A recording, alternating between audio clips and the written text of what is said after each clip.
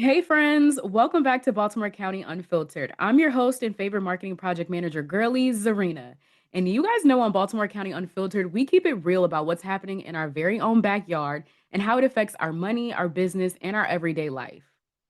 Today's episode is important if you run a service-based business here in Maryland, especially if that business is in the digital marketing, tech, or creative services space.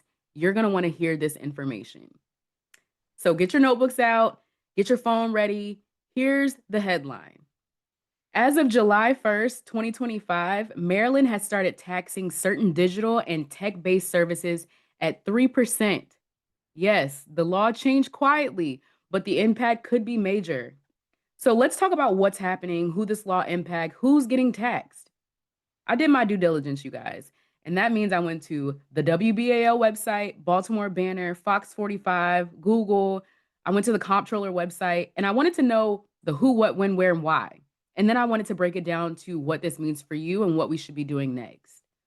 So, first things first, who's getting taxed?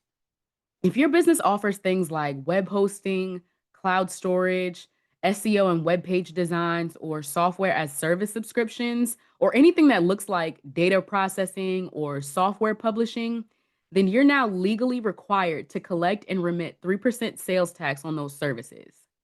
The state of Maryland is using NAICS codes 518, 519, 5415, and 5132 to define what's taxable. Now, no, you don't need to memorize those codes, but what you do need to do is look into whether or not your services fall under things like application hosting, cloud computing, computer system design, or information services like search engines, digital archives, or even subscription based tools. I know your head's spinning. Take a deep breath with me. No, for real. Namaste. Namaste. Okay, so what if your business isn't tech focused? What does this mean for you? Here's the tricky part. This new tax code is not about what your business is classified as. It's more about the actual services you're selling. So even if you're a marketing agency, freelancer, or virtual assistant, but you offer something like web page design, cloud-based campaign tools, or performance-based services, you still might be on the hook for this sales tax. Now, you might be asking, are there any exemptions for this? And there are a few.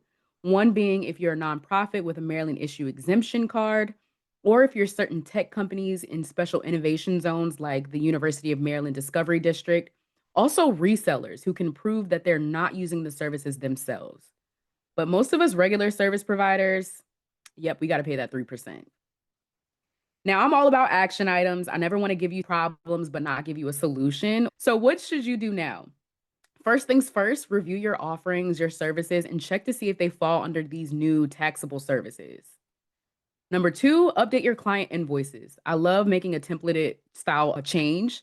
So if you already have invoices that are ready to go, make sure you just add that 3% sales tax if it applies to the services you offer.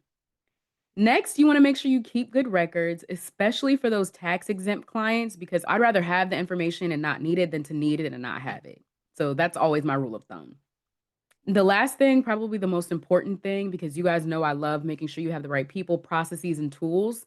This is a human tool, but talk to your accountant or your bookkeeper as soon as possible so you can make sure that you're compliant and that you set yourself up for success in the future. So, moral of the story, what does this mean? What is my take? What is my forest through the tree view of this?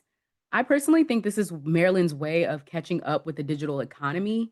And if you're not collecting the tax, then you might be eating it out of your own profits. And let's not do that.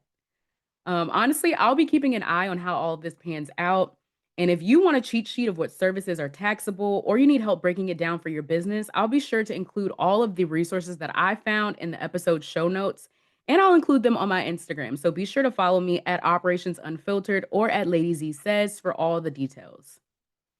Thank you so much for tuning into this quick episode of Baltimore County Unfiltered.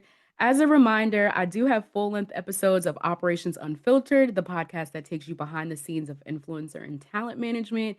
That is also available on Apple, Spotify, YouTube, wherever you get your podcast. I'd love to have you join my crew. With that said, have a great rest of your week, and I'll see you for next Baltimore County Unfiltered.